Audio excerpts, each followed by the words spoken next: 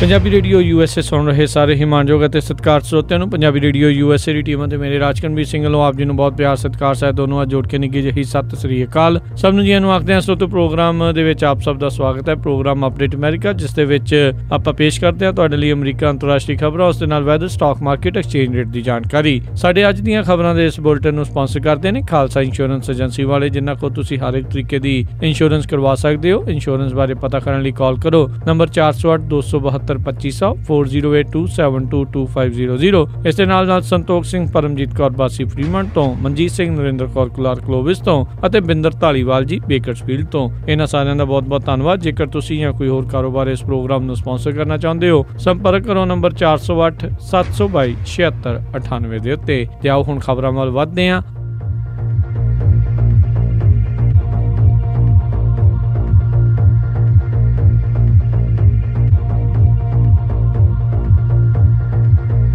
Washington post ਨੇ ਦਾਅਵਾ ਕੀਤਾ ਆ ਜਸਟਿਸ ਡਿਪਾਰਟਮੈਂਟ ਵੱਲੋਂ ਲਾਏ ਗਏ ਸਪੈਸ਼ਲ ਕੌਂਸਲ ਰਾਬਰਟ ਮਿਊਲਰ ਇਸ ਮੌਕੇ ਰਾਸ਼ਟਰਪਤੀ ਡੋਨਾਲਡ ਟਰੰਪ ਨੂੰ ਇਨਵੈਸਟੀਗੇਟ ਕਰ ਰਿਹਾ ਅਬਸਟਰਕਸ਼ਨ ਆਫ ਜਸਟਿਸ ਨੂੰ ਲੈ ਕੇ। ਜਸਟਿਸ ਡਿਪਾਰਟਮੈਂਟ ਦੇ ਡਿਪਟੀ ਅਟਾਰਨੀ ਜਨਰਲ ਰੌਡ ਰੋਜ਼ਨਟਾਈਨ ਨੇ ਰਾਬਰਟ ਮਿਊਲਰ ਨੂੰ ਸਪੈਸ਼ਲ ਕੌਂਸਲ ਦੇ ਵੱਲੋਂ ਲਾਇਆ ਸੀ ਇਸ ਚੀਜ਼ ਦੀ ਜਾਂਚ ਕਰਨ ਲਈ ਵੀ ਕਿ ਰਸ਼ੀਆ ਦੇ ਦੁਆਰਾ 2016 ਦੀਆਂ ਇਲੈਕਸ਼ਨਸ ਦੇ ਵਿੱਚ ਕਿਸੇ ਤਰੀਕੇ ਦੀ ਗੜਬੜੀ ਕਰਨ ਦੀ ਤਾਂ ਕੋਸ਼ਿਸ਼ ਨਹੀਂ ਕੀਤੀ ਗਈ। ਰਾਬਰਟ ਮਿਊਲਰ ਸਾਬਕਾ FBI ਦੇ ਲੰਮੇ ਸਮੇਂ ਲਈ ਡਾਇਰੈਕਟਰ ਵੀ ਰਹਿ ਚੁੱਕੇ ਸੀ। ਰਾਬਰਟ ਮਿਊਲਰ ਨੇ ਇਸ ਹਫ਼ਤੇ ਦੇ ਵਿੱਚ 3 ਇੰਟੈਲੀਜੈਂਸ ਅਫੀਸ਼ੀਅਲਸ ਦੇ ਨਾਲ ਗੱਲਬਾਤ ਕੀਤੀ ਆ, ਇੰਟਰਵਿਊ ਕੀਤੀ ਆ, ਜਿਨ੍ਹਾਂ ਵਿੱਚ ਨੈਸ਼ਨਲ ਇੰਟੈਲੀਜੈਂਸ ਦੇ director Dan Coats, National Security Agency ਦੇ ਡਾਇਰੈਕਟਰ ਮਾਈਕ ਰੌਜਰਸ ਅਤੇ NSA ਦੇ ਡਿਪਟੀ ਡਾਇਰੈਕਟਰ ਜੋ ਕਿ ਰਿਟਾਇਰ ਹੋ ਚੁੱਕੇ ਨੇ ਰਿਚਰਡ ਲੈਡਗੇਟ। ਜ਼ਿਕਰਯੋਗ ਗੱਲ ਹੈ ਵੀ ਹਫ਼ਤਾ ਪਹਿਲਾਂ ਹੀ ਸੈਨੇਟ ਇੰਟੈਲੀਜੈਂਸ ਕਮੇਟੀ ਦੇ ਸਾਹਮਣੇ ਡੈਨ ਕੋਟਸ ਨੇ ਟੈਸਟੀਫਾਈ ਕੀਤਾ ਸੀ। ਵਾਸ਼ਿੰਗਟਨ ਪੋਸਟ ਦੇ ਅਨੁਸਾਰ ਇਹ ਪਹਿਲਾ ਤੇ ਮਹੱਤਵਪੂਰਨ ਸਾਈਨ ਆ ਵੀ ਰਾਬਰਟ ਮਿਊਲਰ ਆਪਣੀ ਇਨਵੈਸਟੀਗੇਸ਼ਨ ਨੂੰ ਰਸ਼ੀਅਨ ਅਫੀਸ਼ੀਅਲਸ ਦੇ ਦੁਆਰਾ 2016 ਦੀ ਇਲੈਕਸ਼ਨ ਦੇ ਵਿੱਚ ਗੜਬੜੀ ਤੋਂ ਬਾਹਰ ਜਾ ਕੇ ਵੀ ਜਾਂਚ ਕਰ ਰਹੇ ਨੇ। ਕੱਲ ਹੀ ਇਹ ਖਬਰ ਸਾਹਮਣੇ ਆਈ ਸੀ ਰਾਸ਼ਟਰਪਤੀ ਟਰੰਪ ਦੇ ਮਿੱਤਰ ਕ੍ਰਿਸ ਰਿਊਡੀ ਦੁਆਰਾ ਵੀ ਰਾਸ਼ਟਰਪਤੀ ਟਰੰਪ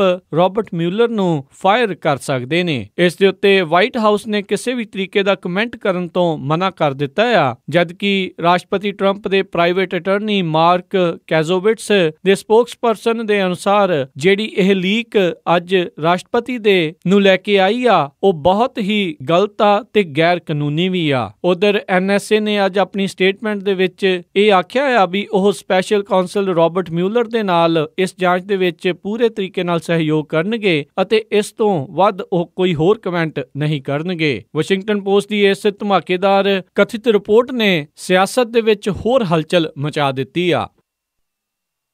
ਅਲੈਗਜ਼ੈਂਡਰੀਆ ਵਰਜੀਨੀਆ ਦੇ ਵਿੱਚ 66 ਸਾਲਾ ਜੇਮਸ ਹੌਜਕਿੰਸਨ ਨੇ ਹਾਊਸ ਮੈਜੋਰਟੀ ਵਿਪ ਸਟੀਵ ਸਕੈਲਾਈਜ਼ ਦੇ ਉੱਤੇ ਅੰਨ੍ਹੇਵਾਹ ਗੋਲੀਆਂ ਚਲਾ ਦਿੱਤੀਆਂ। ਹਾਊਸ ਮੈਜੋਰਟੀ ਵਿਪ ਸਟੀਵ ਸਕੈਲਾਈਜ਼ ਆਪਣੇ ਸਾਥੀਆਂ ਦੇ ਨਾਲ ਅਲੈਗਜ਼ੈਂਡਰੀਆ ਦੇ ਵਿੱਚ ਇੱਕ ਬੇਸਬਾਲ ਗੇਮ ਦੇ ਲਈ ਪ੍ਰੈਕਟਿਸ ਕਰ ਰਹੇ ਸੀ। ਇਹ ਬੇਸਬਾਲ ਗੇਮ ਆਉਂਦੇ ਵੀਰਵਾਰ ਨੂੰ ਨੈਸ਼ਨਲ ਪਾਰਕ ਦੇ ਵਿੱਚ ਖੇਡੀ ਜਾਣੀ ਆ, ਜੋ ਕਿ ਇੱਕ ਚੈਰਿਟੀ ਕੰਪੀਟੀਸ਼ਨ ਆ, ਜਿਸ ਵਿੱਚ ਰਿਪਬਲਿਕਨ ਪਾਰਟੀ ਅਤੇ ਡੈਮੋਕ੍ਰੇਟ ਪਾਰਟੀ ਦੇ ਹਾਊਸ ਮੈਂਬਰਸ ਇੱਕ ਦੂਜੇ ਖਿਲਾਫ ਖੇਲਦੇ ਨੇ। ਹਮਲਾਵਰ ਜੇਮਸ ਹੌਜਕਿੰਸਨ ਰਾਸ਼ਟਰਪਤੀ ਟਰੰਪ ਦੇ ਨਾਲ ਕਾਫੀ ਗੁੱਸੇ ਵਿੱਚ ਸੀ। ਉਸਨੇ ਇਸ ਤੋਂ ਪਹਿਲਾਂ ਕਈ ਵਾਰ ਆਪਣੇ ਫੇਸਬੁੱਕ ਪੇਜ ਦੇ ਉੱਤੇ ਰਾਸ਼ਟਰਪਤੀ ਟਰੰਪ ਦੇ ਖਿਲਾਫ ਪੋਸਟਾਂ ਵੀ ਪਾਈਆਂ ਅਤੇ ਆਪਣੇ ਇਲਾਕੇ ਦੇ ਨਿਊਜ਼ਪੇਪਰ ਦੇ ਵਿੱਚ ਰਿਪਬਲਿਕਨ ਪਾਰਟੀ ਅਤੇ ਰਾਸ਼ਟਰਪਤੀ ਟਰੰਪ ਨੂੰ ਅਮੀਰਾਂ ਨੂੰ ਫੇਵਰ ਕਰਨ ਵਾਲੇ ਏਜੰਡੇ ਦੇ ਬਾਰੇ ਵੀ ਲਿਖਦੇ ਰਹੇ। ਜਦ ਸਵੇਰੇ ਹਾਊਸ ਮੈਜੋਰਟੀ ਵਿਪ ਸਟੀਵ ਸਕੈਲਾਈਜ਼ ਇਹ ਪ੍ਰੈਕਟਿਸ ਕਰ ਰਹੇ ਸੀ, ਉਹਨਾਂ ਉੱਤੇ ਇਸ 66 ਸਾਲਾ ਬੰਦੇ ਨੇ ਅੰਨ੍ਹੇਵਾਹ ਗੋਲੀਆਂ ਚਲਾ ਦਿੱਤੀਆਂ, ਜਿਸ ਵਿੱਚ ਉਹ ਗੰਭੀਰ ਰੂਪ ਵਿੱਚ ਜ਼ਖਮੀ ਹੋਏ। ਇਸ ਦੇ ਨਾਲ 4 ਹੋਰ ਜਾਣੇ ਵੀ ਜ਼ਖਮੀ ਹੋਏ, ਜਿਨ੍ਹਾਂ ਵਿੱਚ ਸਕੈਲਾਈਜ਼ ਦੀ ਸਿਕਿਉਰਿਟੀ ਡਿਟੇਲ ਦੇ 2 ਅਫਸਰ ਵੀ ਸਨ। ਇਸ ਗੋਲੀਬਾਰੀ ਦੇ ਨਾਲ ਸਾਰੇ ਜਾਣੇ ਉੱਥੇ ਭੌਚੱਕੇ ਰਹਿ ਗਏ ਅਤੇ ਉਸ ਤੋਂ ਬਾਅਦ ਚ ਬਾਕੀ ਪੁਲਿਸ ਅਫਸਰਾਂ ਦੁਆਰਾ ਵੀ ਜਵਾਬੀ ਗੋਲੀਬਾਰੀ ਕੀਤੀ ਗਈ, ਜਿਸ ਵਿੱਚ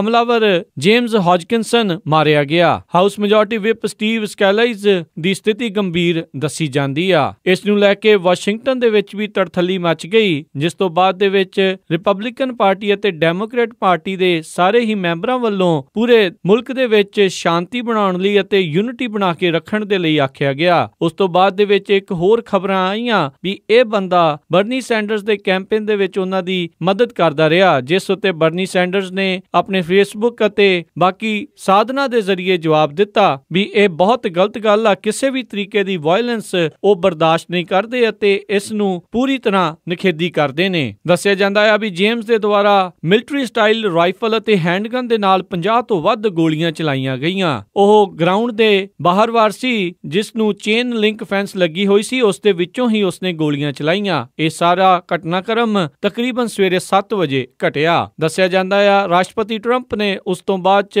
ਸਟੀਵ ਸਕੈਲਾਈਸ ਦੀ ਪਰਿਵਾਰ ਦੇ ਨਾਲ ਗੱਲਬਾਤ ਵੀ ਕੀਤੀ ਅਤੇ ਆਪਣੇ ਪੂਰੇ ਸਮਰਥਨ ਦਾ ਵਾਅਦਾ ਵੀ ਕੀਤਾ। ਇਦਾਂ ਦੀਆਂ ਘਟਨਾਵਾਂ ਪੂਰੇ ਹੀ ਮੁਲਕ ਨੂੰ ਹਿਲਾ ਦਿੰਦੀਆਂ ਨੇ। ਇਲੈਕਸ਼ਨ ਤੋਂ ਪਹਿਲਾਂ ਤੇ ਇਲੈਕਸ਼ਨ ਤੋਂ ਬਾਅਦ ਦੇ ਵਿੱਚ ਵੀ ਅਮਰੀਕਾ ਵਿੱਚ ਲੋਕ ਕਾਫੀ ਦੋ ਫਾੜ ਹੋਏ ਨਜ਼ਰ ਆ ਰਹੇ ਨੇ, ਪਰ ਇਸ ਤਰੀਕੇ ਦੇ ਨਾਲ ਕਿਸੇ ਦੇ ਉੱਤੇ ਵੀ ਗੋਲੀਬਾਰੀ ਕਰਨੀ ਬੁਜ਼ਦਿਲੀ ਦਾ ਕੰਮ ਆ। ਕੌਂਟਰਾ ਕੋਸਟਾ ਕਾਉਂਟੀ ਦੇ ਡਿਸਟ੍ਰਿਕਟ ਅਟਾਰਨੀ ਮਾਰਕ ਪੈਟਰਸਨ ਦੇ ਉੱਤੇ 12 ਵੱਖ-ਵੱਖ ਦੋਸ਼ ਲਾਏ ਹਨ, ਜਿਨ੍ਹਾਂ ਵਿੱਚ ਫੈਲਨੀ ਪਰਜਰੀ ਅਤੇ ਕੈਂਪੇਨ ਫੰਡਸ ਦੇ ਵਿੱਚੋਂ ਚੋਰੀ ਕਰਨ ਦੇ ਦੋਸ਼ ਹਨ। ਕੌਂਟਰਾ ਕੋਸਟਾ ਦੇ ਇਸ ਡਿਸਟ੍ਰਿਕਟ ਅਟਾਰਨੀ ਦੇ ਉੱਤੇ ਅਪਰਾਧਿਕ ਚਾਰਜਸ ਲਾਏ ਹਨ ਵੀ ਇਹਨਾਂ ਨੇ $66,000 ਕੈਂਪੇਨ ਫੰਡ ਦੇ ਵਿੱਚੋਂ ਆਪਣੇ ਨਿੱਜੀ ਬਿੱਲਾਂ ਲਈ ਗਹਿਣੇ ਗੱਟੇ ਅਤੇ ਹੋਰ ਸਮਾਨ ਦੀ ਖਰੀਦੋ ਫਰੋਖਤ ਕਰਨ ਦੇ ਲਈ ਵਰਤੇ। ਇਹੀ ਨਹੀਂ, ਉਹਨਾਂ ਨੇ ਆਪਣੇ ਕੈਂਪੇਨ ਡਿਸਕਲੋਜ਼ਰ ਫਾਰਮ 2012 ਤੋਂ 2015 ਦੇ ਵਿੱਚ ਝੂਠ ਵੀ ਬੋਲਿਆ। ਇਸ ਤੋਂ ਪਹਿਲਾਂ ਪੈਟਰਸਨ ਨੂੰ $45,000 ਦਾ ਫਾਈਨ ਜਨਵਰੀ ਵਿੱਚ ਲਾਇਆ ਗਿਆ ਸੀ।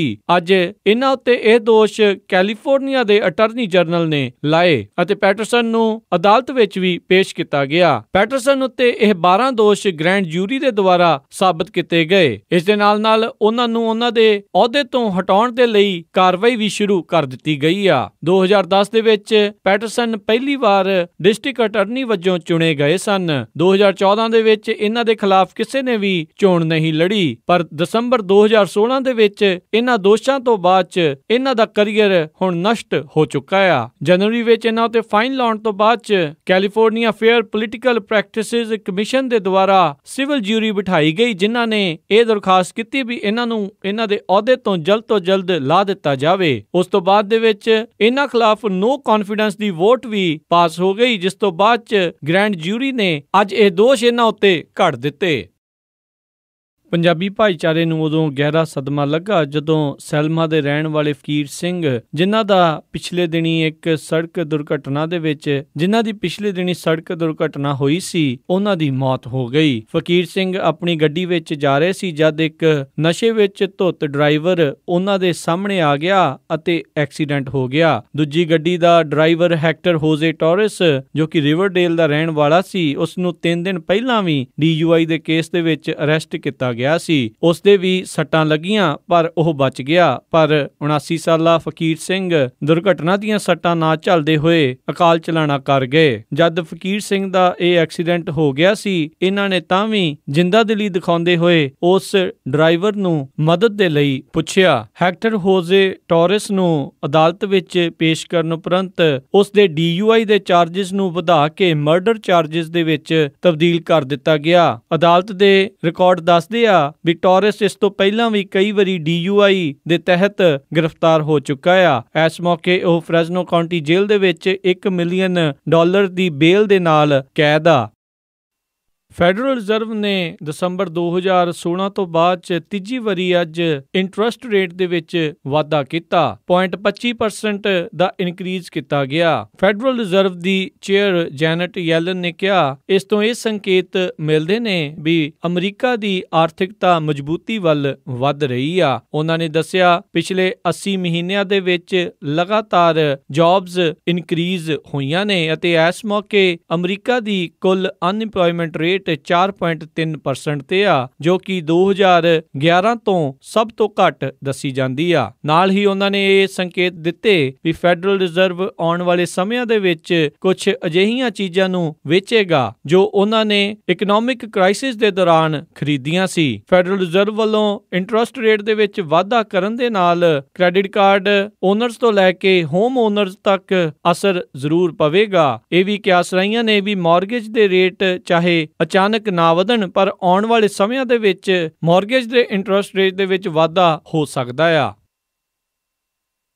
ਰਾਸ਼ਟਰਪਤੀ ਟਰੰਪ ਜਿਨ੍ਹਾਂ ਨੇ ਇਹ ਪਿਛਲੇ ਦਿਨੀ ਦਾਅਵਾ ਕੀਤਾ ਸੀਗਾ ਵੀ ਜਦ ਉਹ ਸਾਊਦੀ ਅਰੇਬੀਆ ਮਿਡਲ ਈਸਟ ਦੇ ਵਿੱਚ ਗਏ ਸੀ ਤਾਂ ਉਹਨਾਂ ਨੇ ਉੱਥੋਂ ਦੇ ਲੀਡਰਸ ਨੂੰ ਦੱਸਿਆ ਸੀਗਾ ਵੀ ਕਤਰ ਅੱਤਵਾਦ ਨੂੰ ਸਮਰਥਨ ਕਰ ਰਿਹਾ ਆ। ਉਸ ਤੋਂ ਬਾਅਦ ਦੇ ਵਿੱਚ ਗਲਫ ਦੇ ਬਹੁਤੇ ਦੇਸ਼ਾਂ ਨੇ ਕਤਰ ਨਾਲ ਆਪਣੇ ਸੰਬੰਧ ਤੋੜ ਦਿੱਤੇ ਸੀ। ਕੱਲ ਹੀ UAE ਦੇ ਅੰਬੈਸਡਰ ਨੇ ਅਮਰੀਕਾ ਨੂੰ ਰਾਸ਼ਟਰਪਤੀ ਟਰੰਪ ਨੂੰ ਆਖਿਆ ਸੀ ਵੀ ਆਪਣੇ ਕਤਰ ਦੇ ਵਿੱਚੋਂ 에ਅਰਬੇਸ ਨੂੰ ਉਤੋਂ ਹਟਾ ਲੈਣ, ਪਰ ਅੱਜ ਰਾਸ਼ਟਰਪਤੀ ਟਰੰਪ ਨੇ ਇਸ ਤੋਂ ਉਲਟ ਚੱਲਦਿਆਂ ਇੱਕ ਕਤਰ ਨੂੰ $21 ਬਿਲੀਅਨ ਦੇ ਹਥਿਆਰ ਵੇਚਣ ਦੀ ਮਨਜ਼ੂਰੀ ਦੇ ਦਿੱਤੀ ਆ। ਕਤਰ ਦੇ ਡਿਫੈਂਸ ਮਿਨਿਸਟਰ ਨੇ ਅੱਜ ਦੱਸਿਆ ਵੀ ਅਮਰੀਕਾ ਦੇ ਬਣਾਏ ਹੋਏ F-15QA ਫਾਈਟਰ ਜੈਟਸ ਉਹਨਾਂ ਨੇ $12 ਬਿਲੀਅਨ ਦੇ ਵਿੱਚ ਖਰੀਦ ਲਏ ਹਨ। ਬਹੁਤ ਸਾਰੇ ਲੋਕ ਇਹ ਸਵਾਲ ਕਰ ਰਹੇ ਨੇ ਵੀ ਇੱਕ ਪਾਸੇ ਤੁਸੀਂ ਕਤਰ ਨੂੰ ਅੱਤਵਾਦ ਦਾ ਸਮਰਥਕ ਦੇਸ਼ ਦੱਸਦੇ ਹੋ, ਇੱਕ ਪਾਸੇ ਤੁਸੀਂ ਉਹਨਾਂ ਨੂੰ $21 ਬਿਲੀਅਨ ਦੇ ਹਥਿਆਰ ਵੇਚ ਰਹੇ ਹੋ। ਜ਼ਿਕਰਯੋਗ ਗੱਲ ਹੈ ਵੀ ਅਮਰੀਕਾ ਦਾ ਮਿਡਲ ਈਸਟ ਗਲਫ ਦੇ ਵਿੱਚ ਸਭ ਤੋਂ ਵੱਡਾ ਹਵਾਈ ਬੇਸ ਕਤਰ ਵਿੱਚ ਹੀ ਸਥਿਤ ਹੈ। ਇਸ ਉੱਤੇ ਟਰੰਪ ਪ੍ਰਸ਼ਾਸਨ ਵੱਲੋਂ ਇਹ ਸਪਸ਼ਟੀਕਰਨ ਦਿੱਤਾ ਗਿਆ ਵੀ ਇਹ ਡੀਲ ਨਵੰਬਰ ਦੇ ਵਿੱਚ ਕਾਂਗਰਸ ਦੇ ਦੁਆਰਾ ਆਥੋਰਾਈਜ਼ ਕੀਤੀ ਗਈ ਸੀ। ਅਸੀਂ ਤਾਂ ਸਿਰਫ ਇਹਨਾਂ ਨੂੰ ਡੀਲ ਮੁਤਾਬਕ ਜਹਾਜ਼ਾਂ ਦੀ ਸਪਲਾਈ ਕਰ ਰਹੇ ਹਾਂ। ਸੋ ਦੋਸਤੋ, ਸੁਣ ਰਹੇ ਸੀ ਆਪਾਂ ਅੱਜ ਦੀਆਂ ਕੁਝ ਅਹਿਮ ਖਬਰਾਂ। ਹੁਣ ਤੁਹਾਨੂੰ weather, stock market, exchange rate ਬਾਰੇ ਦੱਸਦੇ ਹਾਂ। ਸ਼ੁਰੂਆਤ ਕਰਦੇ ਹਾਂ ਵੈਦਰ ਰਿਪੋਰਟ ਤੋਂ, ਜਿੱਥੇ ਕਿ ਸੈਨ ਹੋਜ਼ੇ ਦੇ ਵਿੱਚ ਵੀਰਵਾਰ ਨੂੰ 81 ਡਿਗਰੀ ਹਾਈ 60 ਡਿਗਰੀ ਲੋ, ਸੈਨ ਫਰਾਂਸਿਸਕੋ ਵਿੱਚ 73 ਡਿਗਰੀ ਹਾਈ 57 ਡਿਗਰੀ ਲੋ, ਸੈਕਰਾਮੈਂਟੋ ਚ 93 ਡਿਗਰੀ ਹਾਈ 66 ਡਿਗਰੀ ਲੋ, ਯੂਬਾ ਸਿਟੀ ਵਿੱਚ 94 ਡਿਗਰੀ ਹਾਈ 67 ਡਿਗਰੀ ਲੋ, ਸਟਾਕਟਨ ਵਿੱਚ 94 ਡਿਗਰੀ ਹਾਈ 64 ਡਿਗਰੀ ਲੋ, ਟ੍ਰੇਸੀ ਵਿੱਚ 93 ਡਿਗਰੀ ਹਾਈ 68 ਡਿਗਰੀ ਲੋ, ਮੋਡੈਸਟੋ ਵਿੱਚ 94 ਡਿਗਰੀ ਹਾਈ 67 ਡਿਗਰੀ ਲੋ, ਫ੍ਰੈਜ਼ਨੋ ਵਿੱਚ 95 ਡਿਗਰੀ ਹਾਈ 65 ਡਿਗਰੀ ਲੋ, Bakersfield ਵਿੱਚ 97 degree high 67 degree ਲੋ, Las Angeles ਚ 83 degree high 63 degree ਲੋ, turkey ਵਿੱਚ 75 degree high 43 degree ਲੋ, south lake Tahoe ਦੇ ਵਿੱਚ 75 degree high 44 degree ਲੋ, Portland Oregon ਦੇ ਵਿੱਚ 64 degree high 69 degree ਲੋ, ਮੀਂਹ ਪਵੇਗਾ। ਸਿਆਟਲ ਵਾਸ਼ਿੰਗਟਨ ਚ 60 ਡਿਗਰੀ ਹਾਈ 56 ਡਿਗਰੀ ਲੋ, ਮੀਂਹ ਪਵੇਗਾ। ਫਲੈਗਸਟਾਫ ਐਰੀਜ਼ੋਨਾ ਚ 86 degree high 43 degree low, Salt Lake City Utah ਚ 99 degree high 63 degree low, Chicago Illinois ਦੇ ਵਿੱਚ 99 degree high 69 degree low, New York ਵਿੱਚ 73 degree high 62 degree low, Toronto Canada ਚ 20 degree Celsius high 17 degree Celsius low, Winnipeg ਦੇ ਵਿੱਚ 19 degree Celsius high 11 degree Celsius low, Calgary ਵਿੱਚ 20 degree Celsius high 11 degree Celsius ਲੋ, Vancouver ਵਿੱਚ 15 degree Celsius high 12 degree Celsius low, Amritsar Punjab ਚ 42 degree Celsius high 28 degree Celsius low, Melbourne Australia ਚ 16 degree Celsius high 7 degree Celsius low, London UK ਦੇ ਵਿੱਚ 22 degree Celsius high 15 degree Celsius low, Berlin Germany ਚ 19 degree Celsius high 13 degree Celsius low temperature ਰਹੇਗਾ। Paris France ਦੇ ਵਿੱਚ 23 degree Celsius high ਅਤੇ 13 degree Celsius low temperature ਰਹੇਗਾ। ਤੇ ਸੋ ਇਹ ਸੀਗੀ ਵੈਦਰ ਰਿਪੋਰਟ। ਹੁਣ ਤੁਹਾਨੂੰ ਸਟਾਕ ਮਾਰਕੀਟ, ਐਕਸਚੇਂਜ ਰੇਟ ਬਾਰੇ ਦੱਸਦੇ ਜਾਈਏ। ਬੁੱਧਵਾਰ ਦੀ ਕਲੋਜ਼ਿੰਗ ਤੱਕ ਡਾਓ ਜੋਨਸ ਦੇ ਵਿੱਚ 46 ਪੁਆਇੰਟਾਂ ਦਾ ਵਾਧਾ ਦੇਖਿਆ ਗਿਆ, 21,374 ਦੇ ਉੱਤੇ ਮਾਰਕੀਟ ਕਲੋਜ਼ ਹੋਈ। ਨੈਸਡੈਕ ਦੇ ਵਿੱਚ 25 ਪੁਆਇੰਟ ਡਿੱਗੇ, 6,195 ਤੇ ਮਾਰਕੀਟ ਕਲੋਜ਼ ਹੋਈ। S&P ਦੇ ਵਿੱਚ 2 ਪੁਆਇੰਟ ਡਿੱਗੇ, 2,437 ਤੇ ਮਾਰਕੀਟ ਕਲੋਜ਼ ਹੋਈ। ਵਿਲਸ਼ਾਇਰ 5000 ਦੇ ਵਿੱਚ 46 ਪੁਆਇੰਟਾਂ ਦਾ ਘਾਟਾ ਦੇਖਿਆ ਗਿਆ, 25,354 ਦੇ ਉੱਤੇ ਮਾਰਕੀਟ ਕਲੋਜ਼ ਹੋਈ। ਅੱਜ ਦਾ ਸਭ ਤੋਂ ਮਸ਼ਹੂਰ ਸ਼ੇਅਰ ਮੇਸੀ ਕੰਪਨੀ ਦਾ ਰਿਹਾ, ਜੋ 2.2% ਵਧਿਆ, ਜਿਸ ਦੀ ਕੀਮਤ $22.75 ਰਹੀ। ਐਕਸਚੇਂਜ ਰੇਟ ਦੇ ਵਿੱਚ ਇੱਕ $US ਦੀ ਕੀਮਤ 64 ਰੁਪਏ 22 ਪੈਸੇ, ਇੱਕ ਕੈਨੇਡੀਅਨ ਡਾਲਰ ਦੀ ਕੀਮਤ 48 ਰੁਪਏ 42 ਪੈਸੇ, ਇੱਕ ਬ੍ਰਿਟਿਸ਼ ਪਾਉਂਡ ਸਟਰਲਿੰਗ ਦੀ ਕੀਮਤ 81 ਰੁਪਏ 77 ਪੈਸੇ, ਇੱਕ ਯੂਰੋ ਦੀ ਕੀਮਤ 71 ਰੁਪਏ 92 ਪੈਸੇ, ਇੱਕ ਆਸਟ੍ਰੇਲੀਅਨ ਡਾਲਰ ਦੀ ਕੀਮਤ 48 ਰੁਪਏ 61 ਪੈਸੇ, ਇੱਕ ਨਿਊਜ਼ੀਲੈਂਡ ਡਾਲਰ ਦੀ ਕੀਮਤ 46 ਰੁਪਏ 52 ਪੈਸੇ, ਇੱਕ ਸਿੰਗਾਪੁਰ ਡਾਲਰ ਦੀ ਕੀਮਤ 46 ਰੁਪਏ 62 ਪੈਸੇ, ਇੱਕ ਬਹਿਰੀਨ ਦੇ ਦਿਨਾਰ ਦੀ ਕੀਮਤ 170 ਰੁਪਏ 29 ਪੈਸੇ, ਇੱਕ ਕੁਵੈਤ ਦੇ ਦਿਨਾਰ ਦੀ ਕੀਮਤ 211 ਰੁਪਏ 83 ਪੈਸੇ, ਇੱਕ $US ਦੀ ਕੀਮਤ $1.33 ਕੈਨੇਡੀਅਨ ਡਾਲਰ ਰਹੀ। ਸੋਨੇ ਦਾ ਭਾਅ $1,264.95 ਪ੍ਰਤੀ ਆਉਂਸ, ਚਾਂਦੀ ਦਾ ਭਾਅ